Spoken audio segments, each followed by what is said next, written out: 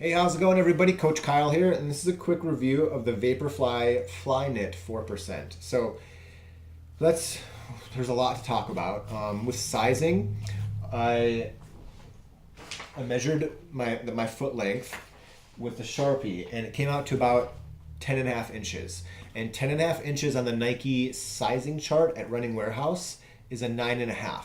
These are 10s. So it's very common to see people suggest going up a size in these, and according to the sizing chart, I did that, and they're a little, just the most tiniest bit narrow along the little toe, but I couldn't go down. If I went down in size, they would be too narrow in the arch and right here in the widest part of my foot.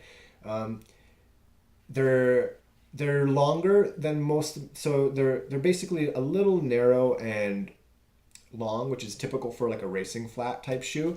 So I wouldn't go up to add more length, they would be too big. And I wouldn't go down to reduce the length. Now they fit. There's a tiny bit of heel slip, but I noticed it when jogging slow if I was paying attention to it, but I didn't notice it. I did a 3 at a 6:46 pace yesterday and felt good, and they felt totally fine. So if I'm running slow and I'm thinking about it, I'll notice a tiny bit of heel slip, but at speed while not focusing on my heel, I didn't notice anything. So on the Nike sizing chart, a 10.5 length foot is a 9.5, and with people generally suggesting ordering half size up in these, if you're looking at like the original version of the Vaporfly on eBay, or the Pegasus, whatever other basically any other Nike shoe, I would probably order your true to size.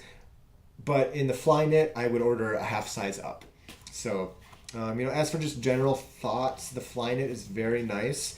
It's just a single layer, so there's reduced potential areas for friction. They're lighter because it's a single layer. This Kinvara has, 3-4 layers throughout almost most of the shoe. This is just one. So that's part of how it reduces the weight. It's a very cushioned yet light shoe. The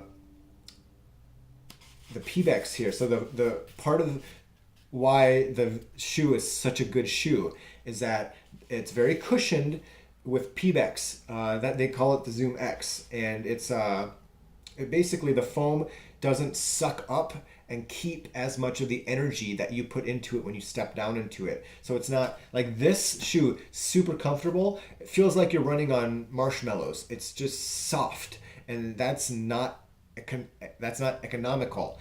It's so sucking up energy, where this foam returns more energy than a soft shoe will. The carbon fiber plate in there kind of changes your lower leg mechanics a little bit. It doesn't act as a spring so much as it just changes how your lower leg moves a little bit, makes it a little more economical. So that's part of the kind of the benefit of the shoe. It's also very light. It's also very cushioned. Now, people generally say the max amount of miles in this shoe you're going to get is 200 miles, but I imagine that even at 300, 400 miles, it's still going to be a very cushioned and a very light shoe. So now the foam might not return as much energy. The carbon fiber plate might not be quite as stiff, but it's still going to, I'm assuming it's still going to be a lighter, more cushioned, faster shoe than something like the Kinvara. So they're not comfortable to walk in. I don't think I would wear this for an ultra that I would walk in.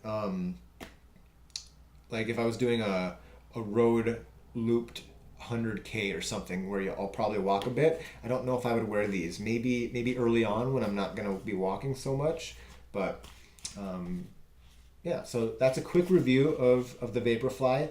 I really like them. I don't think if I was gonna spend full price, I would probably either go with the Zoom Fly, which doesn't have the PBEX. So it's kind of interesting. The Zoom Fly is 150, doesn't have the PBEX. It doesn't have as good of a foam, but it has the carbon fiber plate. And then the Peg Turbo has the Zoom X, the PBEX foam, but doesn't have the carbon fiber plate, and that retails for 180. So you have some